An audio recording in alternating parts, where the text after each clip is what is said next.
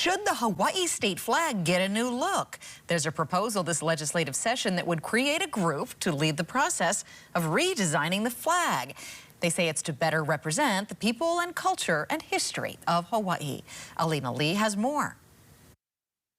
The Hawaii state flag tells a complicated history dating back to the 1800s. For many, the sight of the original Kingdom of Hawaii flag flying across the state is a powerful, painful reminder of the injustice and trauma caused by the overthrow of the United States. Yet, it's a beacon of hope and resistance and a symbol that reminds the world that my Hawaiian people, they are still here, they are resilient, they are enduring. It is unquestionable the sentiments that come to heart and come to mind when one sees the Hawaiian flag.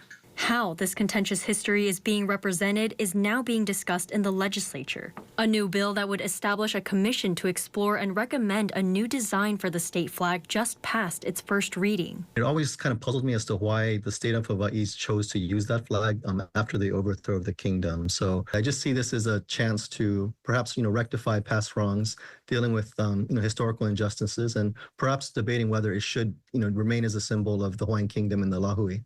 Our flag is a symbol of the soul of our Kanaka, the flag that I and so many other Hawaiians recognize as the heartbeat of who we are. It's never up for discussion nor negotiation. The commission would consist of lawmakers, Native Hawaiian organizations, and cultural historians. They would be tasked with leading community engagement, public education campaigns, workshops, and seek design proposals from the public. Once a final design is selected, it would go to the legislature for approval. We're not talking about just one or two people designing this behind closed doors. This is an issue that would impact the Native Hawaiian most. So they should be, have a good number of seats at the table. Any kinds of discussions should always give great consideration to just how much our flag means to us.